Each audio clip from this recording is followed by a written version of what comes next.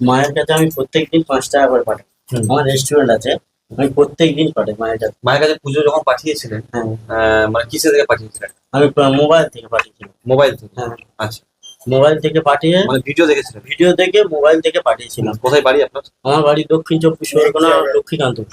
লক্ষ্মীকান্তপুর, দক্ষিণ 24 পরগনা। দক্ষিণ কি 24 নাম পরগনা। আপনার? আমার নাম মিঠুন সরকার। তারপর মায়ের কাছে পুজো পাঠালেন?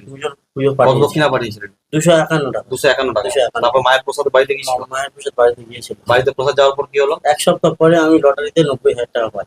90,000 টাকা হয়েছে? হ্যাঁ, আচ্ছা। তারপরে আবার 251 টাকা মায়ের পাঠাই। হুম। এবার তো ডেলি 5 টাকা করে পাঠাই। ডেলি 5 টাকা? ডেলি 5 টাকা। আমার রেস্টুরেন্ট আছে, হুম। আমাদের অনলাইন পয়সা মানে আমাদের 5 টাকা কোনো ব্যাপার না। মায়ের কৃপায় মানে পয়সা পাঠালে দেখি একদিন দুদিন বাদে বাদে ছোট ছোট প্রাইজ পেয়েই যাচ্ছে। হুম। হ্যাঁ, কালকের প্রাইজ পেলাম 4,500 টাকা। তারপর 7,000 টাকা হয়েছে? 4,500 টাকা পেয়েছি মায়ের কৃপায়। বাহ, সব কিছু সব মায়ের। সকালে ঘুম থেকে উঠে মায়ের কৃপায় মোটামুটি। বাহ। আচ্ছা, একটা ভিডিও নিই, হ্যাঁ, ঠিক আছে, ফেসবুকে পোস্ট করবো। হ্যাঁ, আপনার ভিডিও সবসময় আমার মোবাইলে আছে, সবসময় দেখি, প্রচুর সেবা করে। দক্ষিণ 24 পরগনা থেকে এই ভক্তরা এসেছে আজকে মায়ের কাছে। আচ্ছা, মায়ের কাছে পুজো পাঠিয়েছিলেন? হ্যাঁ, আপনি নিজেই বলুন তো, মায়ের কাছে পুজো পাঠিয়ে কি হয়েছে? মায়ের কাছে পুজো পাঠিয়ে আমি 1 সপ্তাহের মধ্যে 90,000 টাকা লটারিতে পাই।